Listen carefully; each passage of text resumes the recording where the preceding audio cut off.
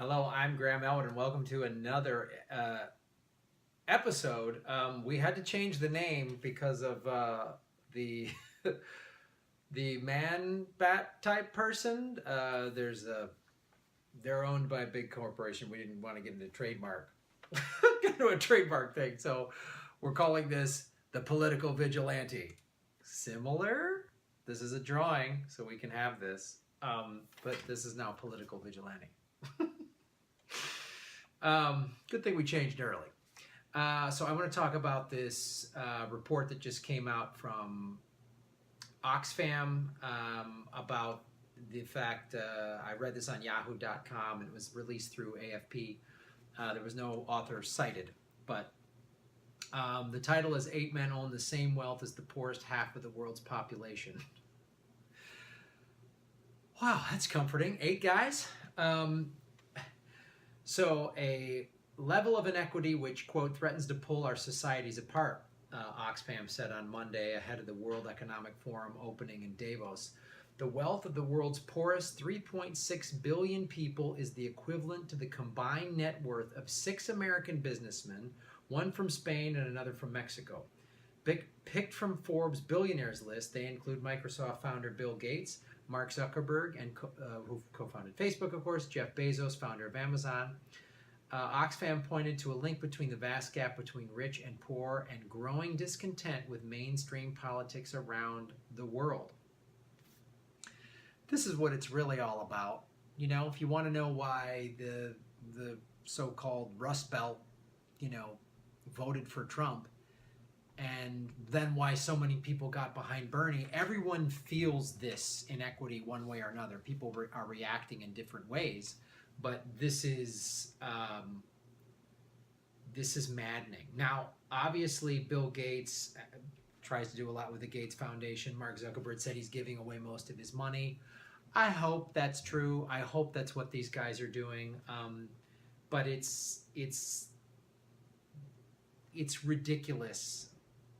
I'm reminded of that scene in Wall Street with Charlie Sheen, pre-Tiger's Blood, flip out, wingbird Charlie Sheen said to the Gordon Gekko character played by Michael Douglas of like, how many yachts do you need to ski behind? Like, when is enough enough? Like, how much do you need? Like, they've done studies that money buys happiness up to about $100,000 a year, or that equivalent. Because less than that is a struggle, and actually a little more money does make your life easier. But past about $150,000, actually money does not increase happiness. They've done studies. Like, you don't, and I know a lot of very rich people who, some of them are happy, a lot of them aren't, just because they got to keep buying the new thing and the thing. So, going back to this thing from Oxfam, from Brexit to the success of Donald Trump's presidential campaign, a worrying rise in racism and the widespread disillusionment with mainstream politics, there are increasing signs that more and more people in rich countries are no longer willing to tolerate the status quo, Oxfam said in its new report, An Economy for the 99%. The charity said new data on wealth distribution from countries such as India and China has prompted it to revise its own calculation, having said a year ago the wealth of half of the world's population was in the hands of 62 people. They've had to readjust it. Inequity will be among the issues topping the agenda as the world's political and business elite meet in Davos from Tuesday until Friday, when 3,000 people will gather for the annual meeting of the World Economic Forum. Oh man, I've talked about it in other episodes. I'm really tired. And now the business and politics with Trump, it's just complete business and politics. And Obama did the same thing. Like, when I watch Obama speak, I miss him. He was eloquent, he was presidential, he was him and his family were classy, unlike Trump. But he has 11 people from Goldman Sachs in his cabinet. He, was sort of this, I've heard called the neoliberals. They say they're liberal, but they're not. Or when I was a kid, it was called a limousine liberal. They rode around in limousines and said how liberal they were, but they wouldn't share the wealth.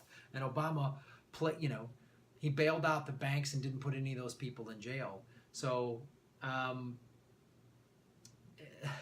there's so much conflicts of interest, and they own everything. And this is part of it. These people could solve the world's problems. They could help billions of people and still have a very nice, comfortable life. So vote with your dollars, guys. Thank you for watching The Political Vigilante. I'm Graham Elwood. Like it, hit the subscribe button below, and share it on social media. And vote with your dollars. Support people and companies that help and help out every day in your life in one way or another. Thanks for watching.